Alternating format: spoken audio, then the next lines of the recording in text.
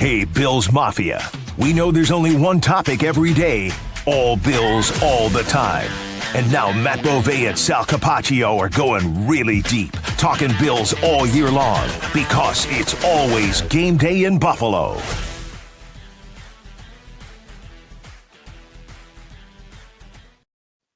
You know how you have those like countdown clocks? Oh, there's only like 5 weeks left, and then there's like 20 something days left. I mean, holy cow, here we go.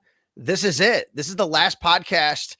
It's always game day in Buffalo. We're going to have of what we call the quote unquote off season, because we're 3 days before training camp. Matt Bovee, Sal Capaccio back from Italy. Oh my God, we're here, Matt.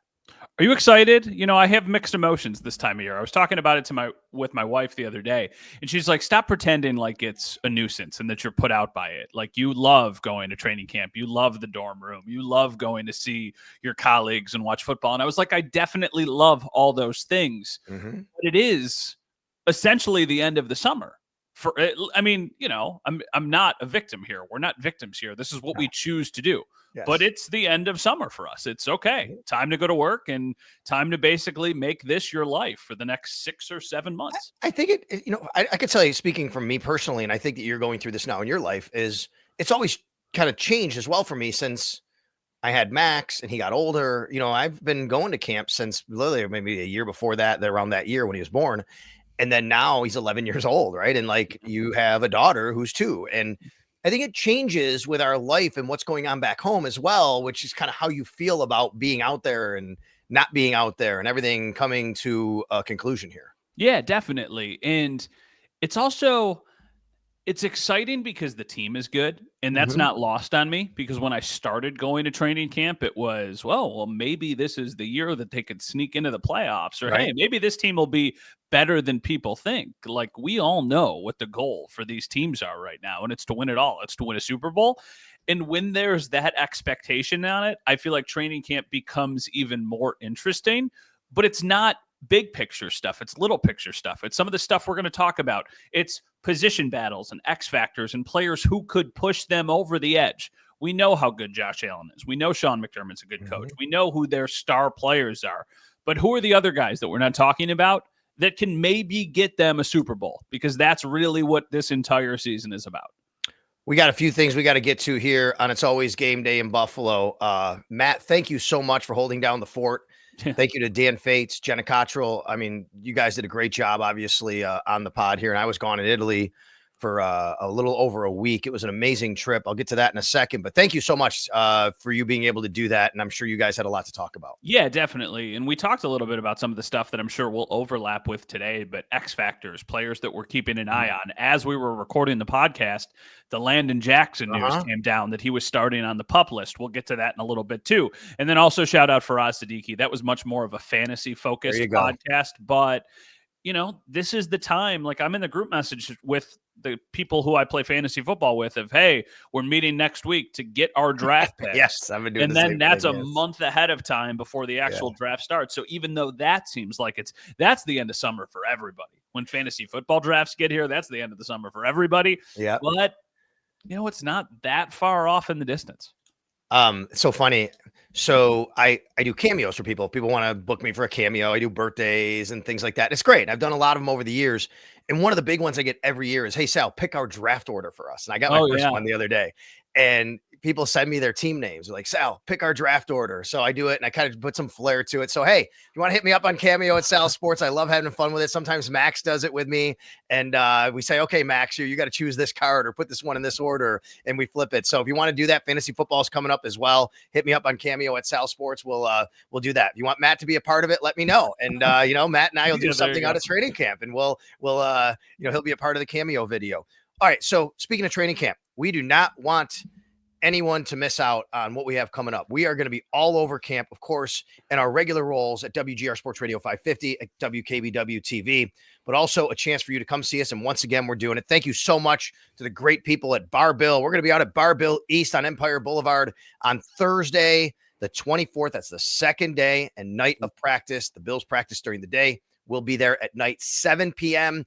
Come on, hang out with us. We got Fiddlehead IPA that's going to be there. We got some WGR swag that's going to be there. It's going to be an amazing time. We had a great time the last 2 years. Yeah. Big shout out to Kaylee and everybody at Bar Bill for making it happen again. Stephanie over at Odyssey for getting together and making sure that we can bring this show to everybody again. Yeah, it's such a fun podcast, and it's so cool getting a chance to talk with Bills fans about just the season and about what they're excited about for the year, what they think is going to happen. You know, we're doing this. I'm sitting in my basement. You're sitting in your attic. We're just having a conversation with the two of us. We're people. We like talking to people. We like interacting with people. We really always love when people come up to us and they're like, hey, I think this is the year. Or, hey, I don't like this. And those are the conversations that we get to have.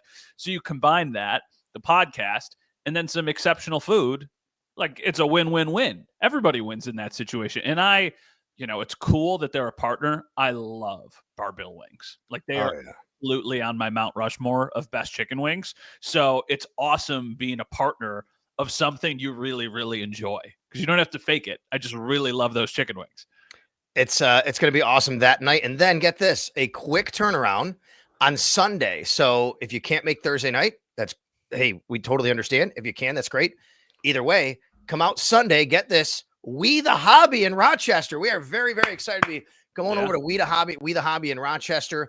They are going to have what they call on the 27th, which is Sunday, their Buffalo Bills training camp after party. And Matt and I are going to be a part of that. 23 Arlington Street in Rochester. We're going to be kind of a headline podcast for them starting at 2:30. There's going to be breakers there. It's going to be a big event. It's a big card show. They have all that stuff going on. You know, the memorabilia, the card show.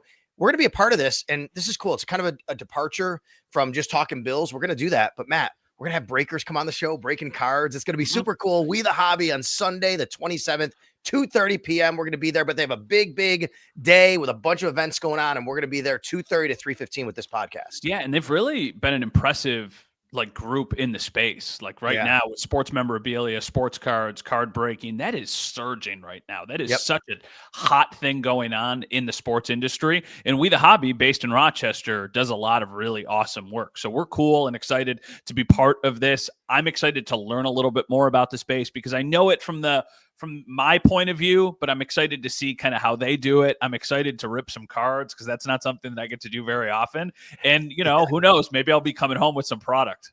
Ooh, I love it. I know. My son, Max, is super into that. And it's really cool that we're going to be a part of this because I've watched it from his eyes and perspective. And I was a card collector back when I was a kid, but kind of lost touch with the hobby. And now the hobby has surged, as you've said, and We the Hobbies, where we're going to be on Sunday. So we hope to see you there. We'll have much more on social media at Matt_Bove, at Sal Sports. I want to thank everyone who participated in our survey. We promoted it a while ago.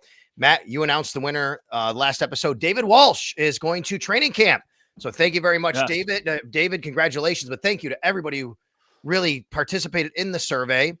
And even though you didn't win, you definitely helped us because we're going to get a lot of great feedback about how we can make this podcast even better this year. Yeah. So thank you to everybody who participated. Training camp tickets are a hot commodity. I did not realize the level of demands there is for training camp tickets until I talked to a lot of people who are like, man, I'm trying to get a ticket to training camp. How do I find a ticket to training camp? So comment here on YouTube or send us a tweet, whatever, if there are ways for people to get tickets, not for us, but I think for a lot of other people who are trying to figure out what's the best way of getting to training camp. So yeah, shout out to David.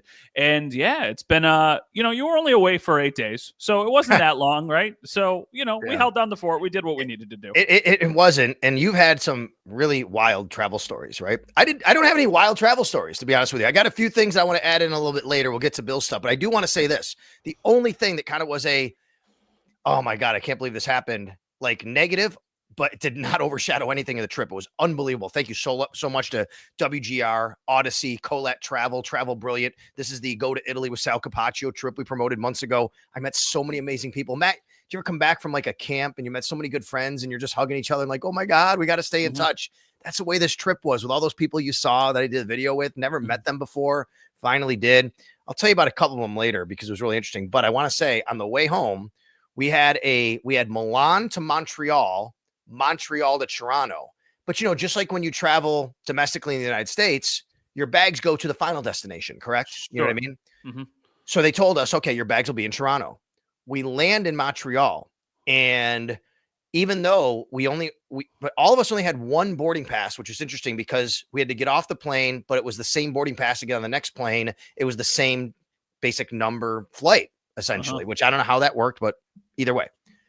Well, as really interesting kind of luck would have it, I just got Nexus with my family like a month ago.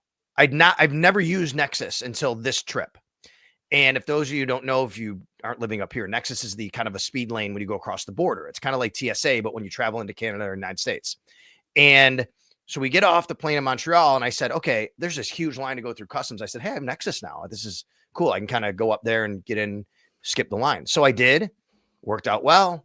I go and I'm like, all right, well, since I got through and all the people I'm with, like 20 people coming back with us that are all in our group, like I'm going to go up and make sure that, because we're trying to stay together on the way home too. I'm going to make sure that everything goes okay. So I go up, we were traveling Air Canada and I went up to the Air Canada counter that I saw and said, hey, here's our flight. Even though we had a layover, do I go this way? I'd never been to Montreal airport. So luckily I stopped and asked for directions. The guy goes, yeah, it's right there, but you got to get your luggage first. And I'm like, oh, no. Our luggage is going to Toronto. It'll be there. Sir, you don't understand. We've had an internet outage. All the luggage is getting dropped off here first. You have to pick it up and then take it to your next flight inside the airport. Yep. I'm like, no one told us that. They told us it will be in Toronto. I'm like, I don't believe this guy. He goes, it's going to be on Carousel 6. I go over to Carousel 6. I don't see anything. I come back. Another guy comes in. He goes, sir, I'm telling you, I know. He goes, I know it's all your luggage. Matt, if I did not stop at that counter, everyone's luggage would still be in Montreal because no one knew that we had to get our luggage. So we had to go do that. Well, we all get our luggage. Finally, we go. I'm calling people. They're in line. Hey, we got to stop here. We got to get our luggage. Got to grab this. In the meantime, clock is ticking for the next flight. We finally got all our luggage. We speed through. We get up to the counter. They wouldn't accept any of our boarding passes because we had one boarding pass, as I told you. Would not accept any of them. We had to go back to another Air Canada counter. Then they had to kind of do a little of their magic. They had to speed us through. We get on the plane. Finally, put your luggage here. Get on the plane. We get on the plane. We land in Toronto. Guys, since you were late, your luggage isn't coming until the next flight in from Montreal. Of course. Of course, right? Of course. Listen, it's not to the level of someone, unfortunately, urinating on a bus. And I'm glad I know that happened to you. But man, that was kind of the only real stressful, wild travel story that happened. And you know what? That's a great time because we had an amazing time overall. I was going to say, all things considered, really not that bad. So welcome home, obviously, and enjoy home for the next couple of days because home is going to be Rochester by Wednesday when we report to training camp, and that's when the Bills report. So I think that this is probably the relevant starting point. Landon Jackson, you were at Mafia Con over the weekend. I saw you did an interview with Del Reed. I also saw the Trainwreck Sports interviewed Landon Jackson. And during the interview, I believe the interviewer's name is Carson. He told Carson that he will be ready to go for the start of training camp and that he's good, no injury concerns. So the last time that we recorded a podcast was, hey, Landon Jackson is going on the PUP list. What does that mean? Well, we don't exactly know why he was on the PUP list, but we do know, at least based off of what he is saying to Trainwreck Sports, sounds like he'll be good to go. So I think everybody can breathe a little bit of a sigh of relief when it comes to Landon Jackson. And then another topic that we were talking about on the last podcast was the lack of contracts for the second-round picks around the NFL. And then a couple days later, there was the flurry of signings. All of these second-round picks were getting all of this guaranteed money. And TJ Sanders is one of those players. So two players that we had questions about on the last pod seemingly should be ready for the start of training camp, which is a good sign. So TJ Sanders gets his rookie contract. It's like almost 85, 90% guaranteed money.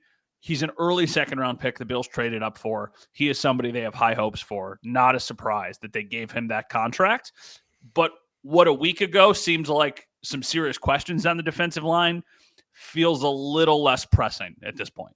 Yeah, TJ Sanders also at Mafia Con. Shout out to Del Reed, 26 shirts. Everybody at with him and involved in it. TSC Buffalo. Everybody did a great job at Mafia Con. I was super impressed. And yeah, he was there. And then, as you said, Landon Jackson, Trainwreck Sports, and their crew got him to say, okay, I'm going to be ready. So let me just start here.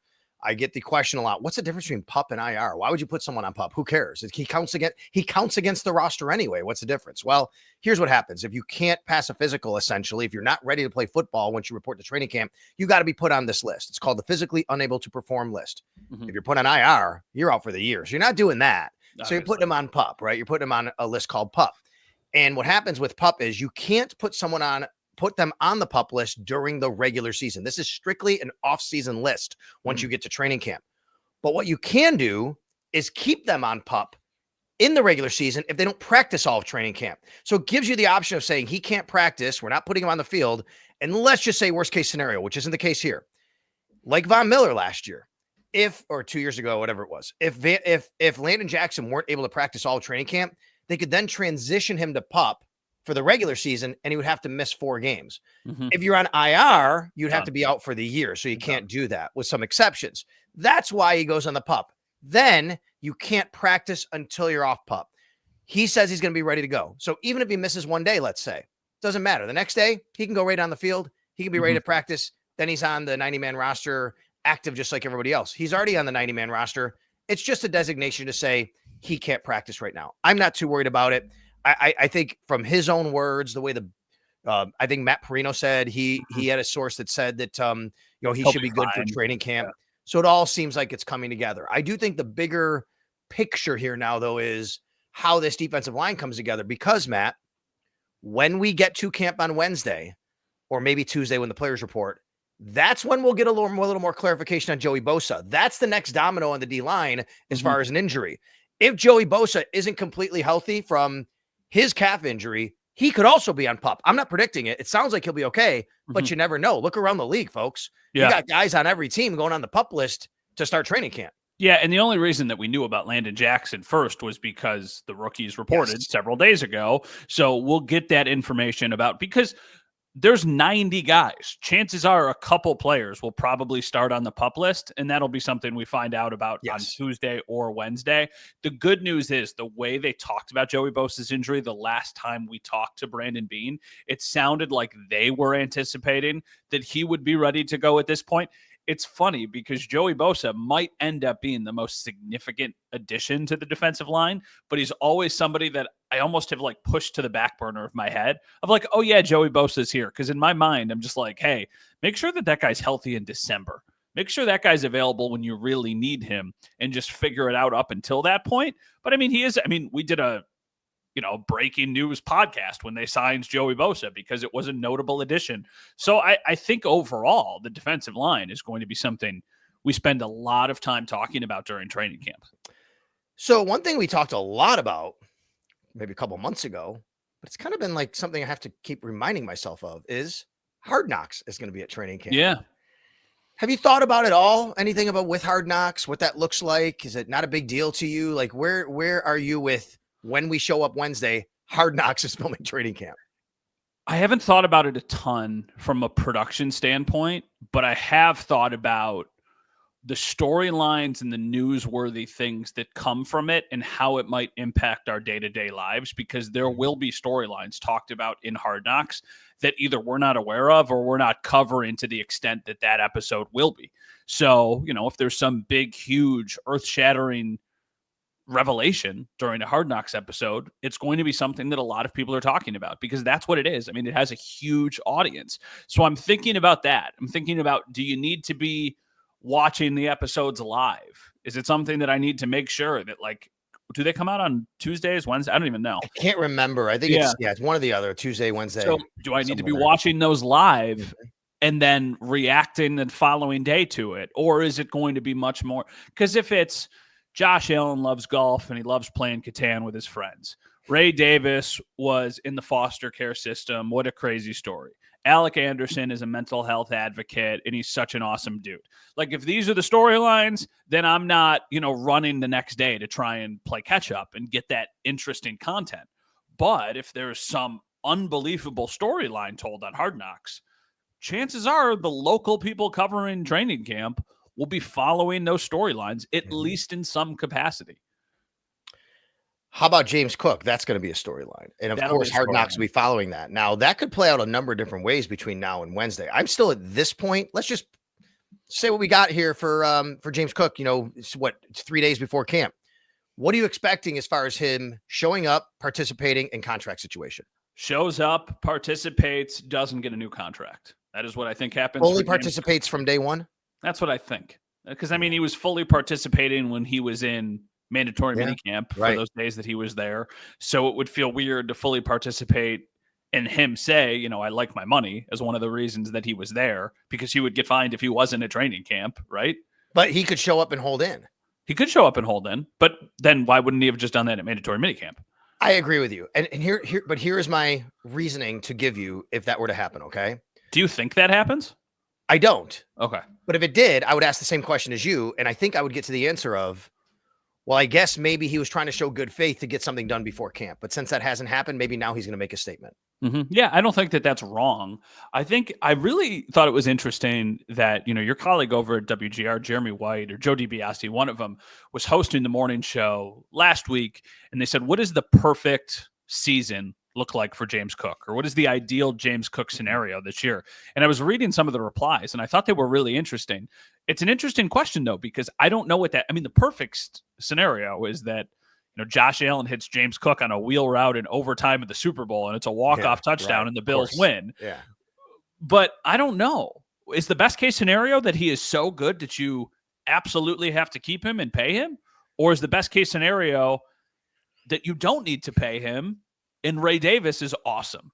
Or you like the combination of Ray Davis and I don't know what the perfect case scenario is with this player. I guess that depends on perspective of perfect to whom. Perfect to the team. Perfect to the team is he matches last year's production and you get him back for $10 million a year. But I don't think that's going to happen, right? I think it is a tricky one to to navigate here. I agree with you though. I think he'll be there. I think he'll practice. I don't think we'll see a new contract for James Cook, at least not right now. It's going to be one of the stories that we're all going to be following as the Buffalo Bills head to training camp. Let me ask you this. Yeah. If there is a player who gets a new contract, who do you think it is? Because I think I have an answer. I haven't thought about this, but it's got to be at least a guy that's been in 3 years. I would say James Cook is top of mind. Mine would be Connor McGovern. So McGovern, because of the way they could structure the money, could help them a little bit. I think you're right about that. Right? I feel like he could be the week before the season contract that they have done several times. We really like the player. We really like our offensive line. We feel like he is a crucial piece moving forward, especially with his age. He's going to get a pay raise when it's time for his next contract, but it would create some wiggle room down the road. So that's why he is a name. I'm just kind of, in the back of the mind, hey, maybe they do something with Connor McGovern. No, I could see that. I think that's right.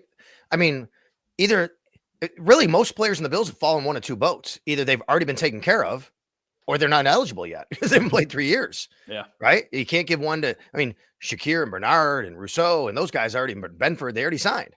Mm-hmm. You can't give one to Keon Coleman. You can't give one to Dalton Kincaid. You can't give one to Cole Bishop.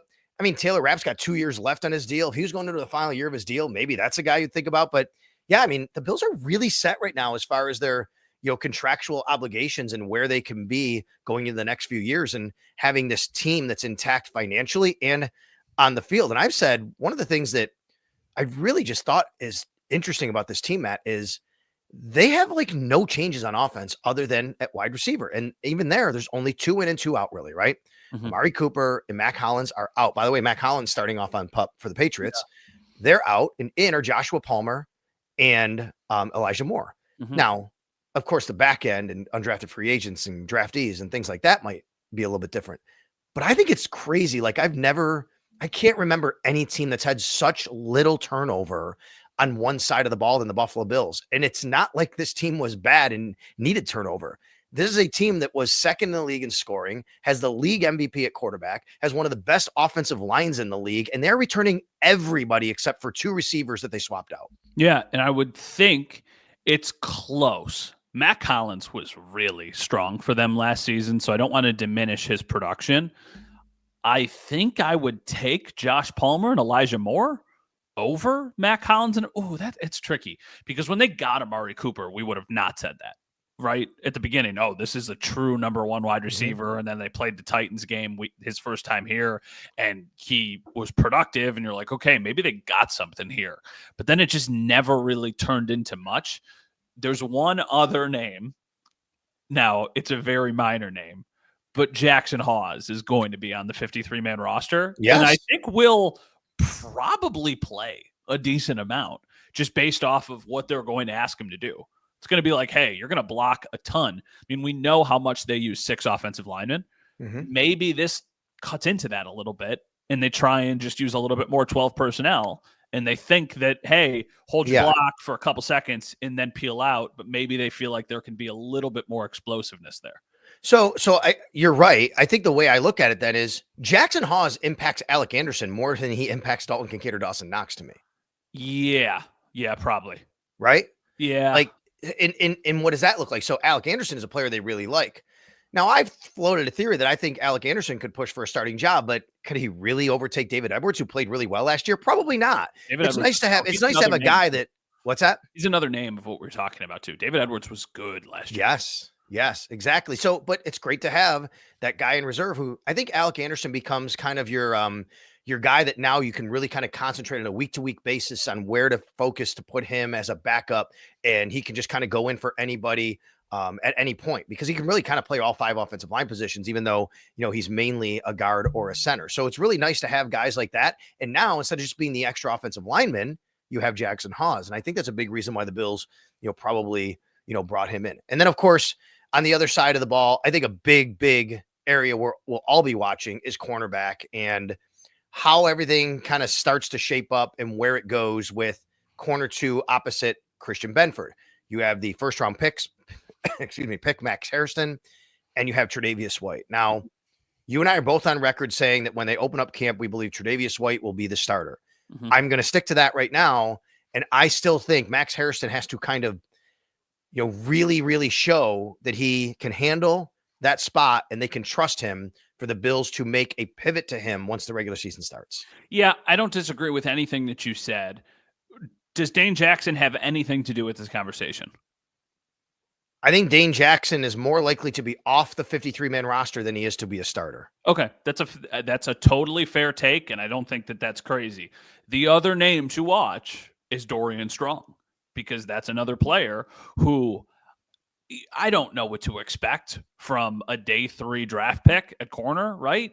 But we would have never been having this conversation about Christian Benford. So I still think, Max Hairston is the guy, right? But, they drafted Dorian Strong. He's probably going to be on the 53-man roster. It's not a lock, but it's, it's written in pen right now. So I don't know. That's just a name that's also in the back of my mind of what things are going to look like. I do want to ask you this, though, because this is nothing to do with what happens at cornerback too. While you were in Italy, did you see the ESPN articles coming out of the top 10 positions all the way down the line? And I did see them. I did not dive into them. Okay. So cornerback list comes out. No Bills were in the top 10. And Christian Benford did not even receive a vote. Do you think, the question is, do you think we at any point, do we overvalue Christian Benford locally? Okay, I'm going to say no, because the answer is kind of a bigger answer to why he would not fall on this list. Oh yeah, for sure. Christian Benford is the perfect system cornerback for the Buffalo Bills. He is great for the Bills. He is great at what they do. He is an analytics darling. He is not a guy who around the league, GMs and scouts look and go, oh my God, that guy's amazing. Except maybe, oh boy, he'd really fit for us. He'd be a really guy to have on our team. But because he's not making all these great plays and he's not some lockdown man-to-man guy who forces you to go the other way all the time, I think that you lose a little bit of that luster. Now, I'm not saying GMs and scouts, don't know anything about him or what they're talking about, but for crying out loud, last year, did one guy say Josh Allen was the most overrated player or something like that, right? I mean, so I think that when you're closer to the situation like we are with Christian Benford, we know what the Bills have in Christian Benford. I think there is always danger in overvaluing your players. There's no doubt. And that has happened over the years. I don't think we do here because I think he fits what they do so specifically well that it might not translate to other teams and they don't feel like he would be on that list. Yeah, and this is something that also makes me wonder if Hairston has a much stronger chance to win the job than we're giving him credit for, because Benford is so technically sound and reliable, but also not flashy. Maybe they want flash, and that is Max Hairston. Maybe that was something we weren't talking about during the process of like, oh, Trey Amos, whatever. They took a swing. Like, they're going on upside. They added arguably the best athlete in the entire draft class with Max Hairston. So maybe they think, hey, listen, we know what we have in Christian Benford, but we need more out of that position as a whole. And that's why we're going to take a swing when it comes to Hairston. Benford's very good. This is not going to turn into me saying Christian Benford isn't good. I was talking to Carl Jones about this a little bit, and obviously he knows a lot about defensive backs, and he was saying, listen, Benford's a day 3 pick, so just not as many people know who he is from that factor, and he also doesn't follow wide receivers like some of the other elite corners in the NFL. Sauce Gardner's an exception to that. Even Trey, back in his heyday, wasn't really following people like all the time.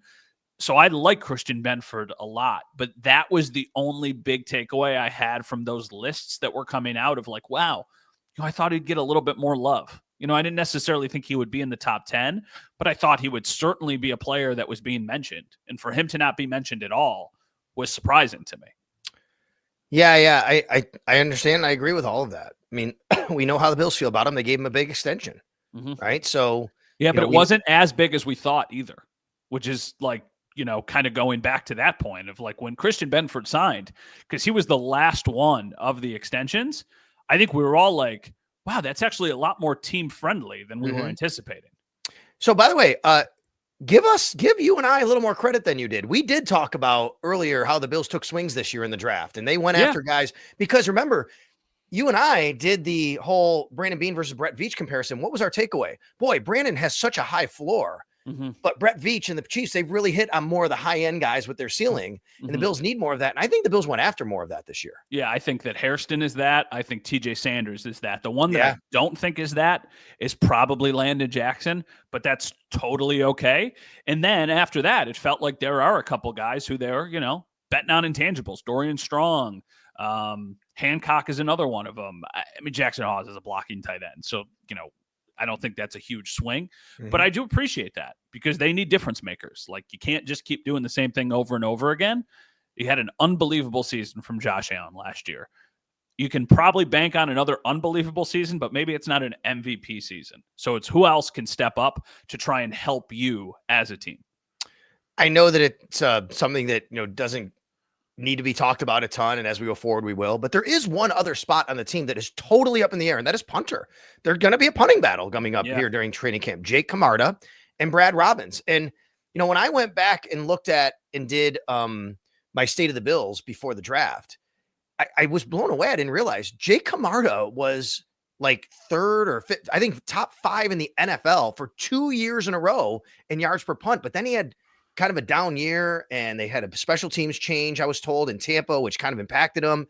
And he didn't punt so well, so they released him. But I think I'm excited in a way to watch these guys because we don't know anything about these guys. They haven't been in Buffalo before. Yeah, I was talking to a couple of people who around the league about Jake Camarda, and they also brought up the special teams coordinator stuff. And one of the things that was told to me was he can kick in a mile, but when you need him to kick in a half mile, he can't kick in a half mile. He can only kick in a mile. So, it's like a guy on the driving range who can bomb his driver, but you don't know if it's going to actually stay in the fairway or not. So I don't know enough about the position to give you a lean right now of, I think it's Camarda's job to lose, or, I think it's Robbins' job to lose, because I just don't know. But it's not nothing. I mean, like we've spent time talking about punters on this podcast before, and I'm sure we inevitably will be down the road too. We also didn't talk about safety. Like, that's a very legitimate. We've talked about it a lot on this podcast, but let's do it because I'm just going to say the same thing I've said for the last 2 months. If Cole Bishop's healthy, he's the starting safety. And if he's not, something drastically went wrong. I don't disagree. Taylor Rapp obviously is the other one. Yeah, but I think the name is like, how does Forrest play into any of this? Does he play into any of this? Is he behind he's a backup DeMar and a special Hamlin? Teams guy. Yeah, is he behind? Is DeMar Hamlin the clear-cut number 3? I think DeMar Hamlin's number 5. I think DeMar Hamlin might not make the team. Wow, really? I'm surprised by that. I think Cam Lewis is number 4. So you think Forrest is 3? Yes. So you think Rapp, Bishop, Forrest, Cam Lewis, Maybe even Lewis 3, Forrest 4, because I think Forrest is here to play a lot of special teams and be a backup safety. Yeah. Okay. I mean, they were doing their rotation. Let me ask you this. Hold on. Now Jordan Hancock plays into this question because he's okay. He very much does. But who would you see the Bills just on the surface keeping, one or the other? Cam Lewis or DeMar Hamlin? You're going to say Cam Lewis. Yes, 100%. I am going to say DeMar Hamlin. And I'm going to say DeMar Hamlin because I think if what you're trying for Jordan Hancock to be is like Cam Lewis, I almost said John Hancock, just like history, like immediately took me back. But if you think that he can do that for younger and cheaper, then don't you feel like you would want the more experienced, I don't want to say sure thing, but the more experienced veteran backup at safety if Hancock can do similar to what Cam Lewis can do? Because actually, let me rewind what I just said about 3 minutes ago, which is who number 4, and then I could replace Hancock with Lewis, because what I think is going to happen is I think Cam Lewis and Jordan Hancock are both on the team. One will be a safety, the other will be the backup nickel. And actually, I think Cam Lewis has more of a chance to be the straight up backup nickel. Yeah, that's probably right. That's probably right. I mean, at one point he won the nickel job. Yeah. Aaron took it back, right? Yeah. Alternate history with the several Buffalo years Bills. ago. It's amazing. Yeah, it's crazy how that all played out. So yeah, I don't think that that's wrong. I just think that they valued DeMar Hamlin maybe more than we realize. Oh, I don't disagree with that, but I think circumstances forced them to kind of make sure that, he luckily, and I think DeMar played solid last year. I really do. They need more from that position. Absolutely. And they signed to a very minimal deal. And with the guys they brought in, I just think it's going to be tough. Let's not forget they have Jamarcus Ingram too, who, by the way, has safety flexibility. Yeah. I went back, and for the last couple of weeks while I've been off, I've just gone back and watched basically a different game. I'm not watching the full games, but parts of different games from last year just to refresh my memory. And one of the biggest takeaways was, the safety position needed to be better. There were a lot of times where either DeMar Hamlin or in the games where Cole Bishop played, you were like, man, you need more out of that. Like, you definitely need to be getting more out of that position, because it's not something we're used to. For so long, it was so reliable with Micah Hyde and with Jordan Poyer. So it's interesting that is now the position that we're talking about, because for so long we didn't. For so long, it was the thing we never had to talk about.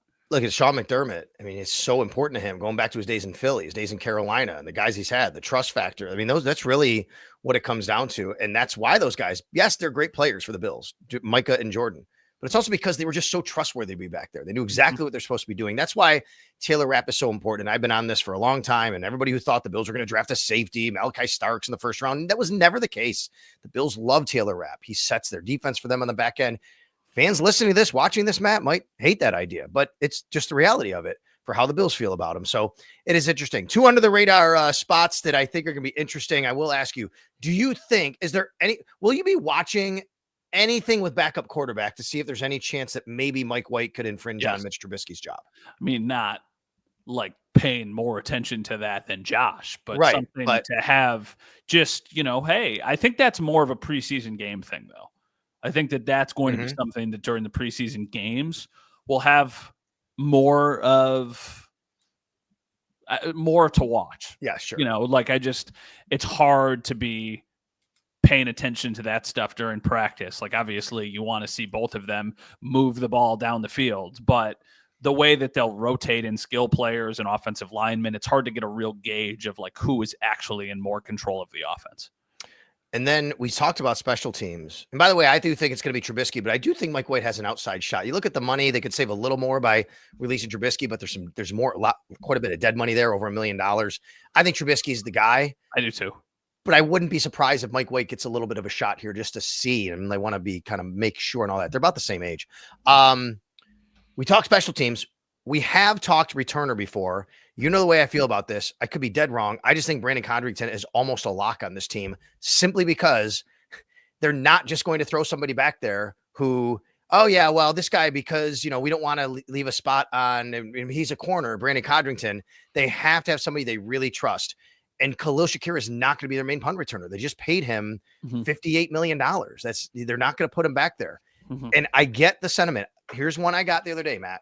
Well, if they trusted Brandon Codrington so much, Sal, why did they make him a healthy scratch? Well, he was coming off an injury, and not just in the game, but you got to practice all week. And if he can't get his proper reps in practice, and you also do trust Khalil Shakir to make the right decisions, that's why. So that's where I land on why they didn't.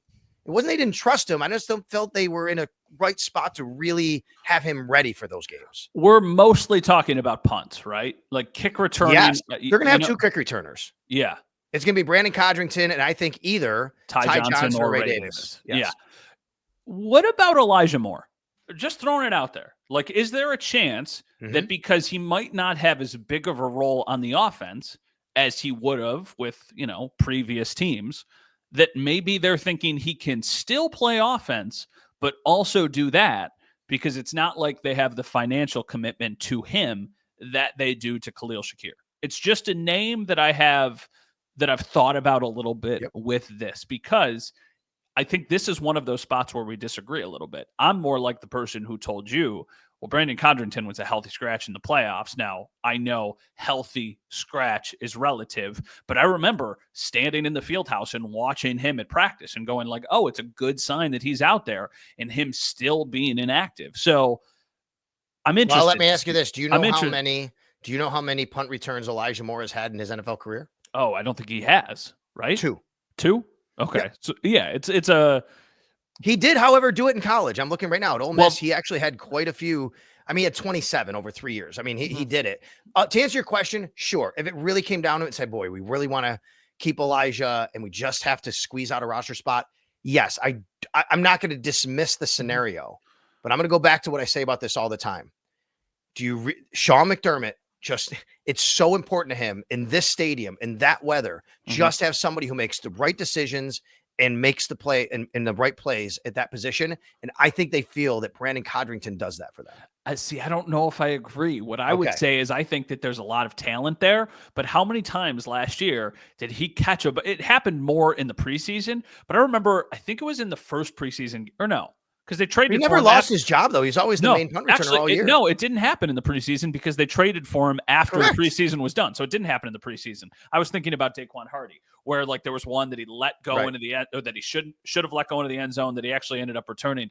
As I have gone back and watched some of the games just from last season, the more you watch, it's like Codrington eventually is going to break one of these off. Yes. There were times when he was electric. Even in the home opener, he had one where he bounced off like 4 dudes against Arizona when the Bills were down 17-3 that sparked a touchdown drive a couple plays later that kind of got the Bills back into the game. So I think that it's his job, but I don't feel as strongly about it as you do. It's going to be some tough decisions. And hey, as I sit here right now, I think that he's the guy. They're going to keep him. It's a one bucket. I don't care about him playing corner. He is in this bucket of, this is his position, punt returner. However, to your point of, if there's a guy like Elijah Moore, for example, which may be the best example here of, okay, like we really like him. We need the roster spot and he can do it. That could happen. But otherwise, he'd have to be beaten out by someone like Daquan Hardy. Then, if he gets beaten out by Daquan Hardy, that's a different scenario we're talking about, right? I mean, like now he just gets straight up beaten out. We'll see. Yeah, so the Elijah Moore, the lack of punt return experience in the NFL doesn't necessarily bother me because he would have been in a similar boat, not to Shakir, where he was too valuable of a player and as an asset in his previous stops, where he was going to be used for that. Right? Like he was expected to be a big time producer at wide receiver. So those teams weren't sticking him back as a punt returner. This is his first kind of prove it contract in the NFL where I could see something like that happening. If you just think that he's got the game to do it, like if he doesn't, then he doesn't. And he's going to probably still be on this team as what I think is going to be an impactful wide receiver at times. Like I think Elijah Moore has a role on this offense. I really do. He is the name that I'm the most interested in going into training camp, just because it's more fun and it's easier to watch skill positions than it is to watch the offensive line or the defensive line. Like it's easier to see the impact that they're making. So that's why Elijah Moore is very high on my list of names to keep an eye on in Rochester. At Matt_Bove, at Sal Sports. Make sure you're following us, subscribe to us on YouTube is where you can find It's Always Game Day in Buffalo, the video version, iTunes, Spotify, wherever you pod, Odyssey app. Make sure you're downloading, subscribing. Now that the season is here, we got a lot more content coming your way. I got a lot of extra content for people who want to subscribe to me on Twitter. Subscribe to me at Sal Sports. Less than the price of a cup of coffee a month. You get additional content, additional videos that I could put out there that I don't want to overload everybody's timeline. And plus, we have this really great community for the Discord server. So make sure you're doing all of that. All right. If you did not have to be subscribing to me to see this, Bills Mafia is everywhere. Unbelievable story. We were in Italy, in Florence, one of your favorite cities. Yep. It was the day, I believe, maybe it was the next day it happened, but that I shared the video with you. We're walking in Florence, in the streets of Florence. Some people in the party had Bills stuff on, right? Of course, Bills logos, Bills gear, Bills shirts. Yeah. This guy stops.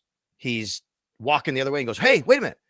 Hey, go Bills, Bills Mafia." We're like, "Oh, yeah, you're a Bills fan." He says, "Not only am I a fan, I'm one of the minority owners." This is Mike Jew. That's crazy. This is Mike Jew. Yeah. J-O-O. All right. He literally stopped us to say, "I'm one of the minority owners, the new investors." And I'm like, "Oh my God, that's crazy." So I actually looked him up, and there he is right there on the website for the Bills. He actually works. He's a very high up person at Bank of America in North America. Yeah. And he just happened to be in Florence and he saw people wearing Bills gear. How crazy is that? That's cool. That's cool. Yeah, that's great. I mean, the world is so small. Yes. Even though it is so big, it is so small. I have a very weirdly, it's not a similar story, but walking around Florence, the first time I had gone there, I was with my wife, who at the time was my girlfriend, and my sister. And we were walking down the street, and like 10 feet in front of us was this girl. And I looked at both of them and I'm like, "She's from Wheatfield." And they're like, "No, she's not." And I'm like, "I'm telling you, that girl in front of us is from Wheatfield and grew up 5 minutes from where we grew up." And they're like, "You're out of your mind. We're in the middle of Florence right now." So I started to walk up, and sure as shit, this girl is from 5 minutes away from where we grew up and was just there on a trip with some friends. And we were just randomly there on a trip. We grew up probably a mile and a half away from each other in Wheatfield and just ran into each other on a random street in Florence. So, she didn't partially own the Buffalo Bills like this guy does. Right. But it's funny how you can just run into these people randomly wherever you are on the globe. Speaking of randomly, so the first night there, we had a dinner with everybody in the group. I stood up and said, "Hi, I'm Sal from WGR. Thanks a lot." And there were other people. We were part of there were two groups they put together. Okay. It was our group and another group, but we were all then there together with 44 people. Okay. "Hi, I'm Sal, WGR. I had a banner here that we had a Let's Go Buffalo." Right after it, a woman walks up to me and she says, "So if you work at WGR," she says, "you must know Alan Davis." Alan Davis is my boss at WGR. He is our program director. The woman, her name is Peggy, and her husband, Ted, they live in Iowa, and they happen to be best friends with my boss's wife in Iowa. Grew up together since 4th grade. Really? And we were on the same trip together. I texted my boss and his wife and said, "You're not going to believe this." It was actually his birthday. I did a surprise video, said, "Look who I'm with. Happy birthday." And they're like, "Unbelievable. We knew they were in Italy. Holy cow. They're in your group. Like, what are the chances?" And this woman, Peggy, and her husband, Ted, they also, from out in Iowa, happen to be big supporters of the 11-day power play. Really? And they happen to be on in our group. Wow. Randomly. That's very cool. Right? I do have one question for you before we leave. Okay. How long could you go without having a cell phone on you? Not long. I guess, can I have, what's the... Not even an iPad, like really not, how long could you go without being on the internet in any capacity? Am I counting how it would interfere with my job?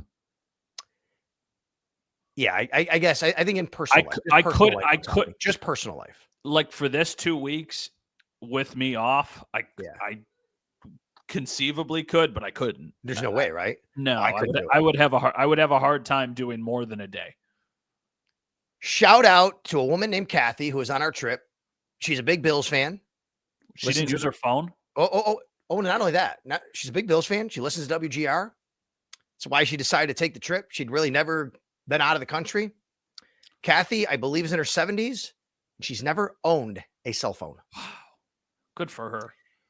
Good for She her. had no idea how to get a boarding pass, check in, or anything other than going to the airport and doing it the old-fashioned way. And it was Really? amazing, and we loved it, and we loved having her a part of our group. And everybody's like, "Hey, Kathy, how you doing?" And we all kind of helped Kathy navigate, but Kathy was fine navigating on her own because that's what people do, Yeah. right? I mean, it was amazing. I loved it. It was so cool. And she's like, we'd like, "Oh yeah, well, do you have your boarding pass?" She's like, "No, I don't have to like go up and get it." And we're like, "Oh wow, like you don't know how to do that." I'm not making fun of Kathy. I think it's amazing. Mm-hmm. But Kathy's never had a cell phone. She's not on the internet. Mm-hmm. She just listens to the radio. She's never been out of the country. She finally went. She said, "This is a trip. I want to do it. I want to see Italy." And she came, and she's in her 70s, and it was an amazing time. We recently just cut our cable. Like we cut the cord for the first time in a long time. So I've had cable my whole life. So we still have internet, but there's a lot of the combos. It's like internet and cable combination or whatever. But we were talking about it that when my grandmother, was still with us, she passed in 2019. Or no, she passed in 2020. But when she passed, she did not have internet at her house. Like imagine now not having internet. There's people who probably just don't. Like they don't need it. Yeah, like for sure. I'll do what I need to do. I'll watch the local news and I'll see what's going on and just stay informed that way. And I think that's incredibly pure. I just don't think I could ever do it. Agreed with you. Agreed. So it was fascinating, the different kinds of personalities and people. I'll have much more when you hear me on the Extra Point Show on WGR Sports Radio 550, 10 to 12, Monday and Tuesday before we get rolling into camp. I'll share a couple of really great stories of people along the way as well. And it was a great time. I'm glad to be back, but glad to be starting camp on Wednesday. Matt and I are both going to be out there. And the plan is for us to come your way with a new podcast on Wednesday. And then right away on Thursday, we're at Barbell. Yep. So we've got a busy week planned. We've got the episode that we just recorded. We've got Wednesday live. Well, not live. Wednesday we'll do one. Thursday live, Barbell. Yep. Sunday, We the Hobby. And then it's not like we're going away. We'll still have much more coming your way the following week.